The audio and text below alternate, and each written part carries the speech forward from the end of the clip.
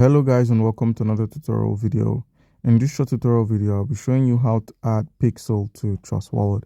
In order to add this token to your Trust Wallet, open up your Chrome browser. Once you've opened up your browser, log on to coinmarketcap.com. The link would be in the description of the video. Once here, under the Pixel token, scroll through and copy its Ronin contract address to avoid paying high gas fees on the Ethereum blockchain. With this in mind, minimize and open up your Trust Wallet. Once Trust Wallet has opened up, you could simply search for the Pixel token. If you search for Pixel and you can't find Pixel on the Ronin network, simply head over to the icon on the top right, where we have the Manage Crypto. Under the plus icon, click on this plus, where we have token. Under the network, simply search for Ronin.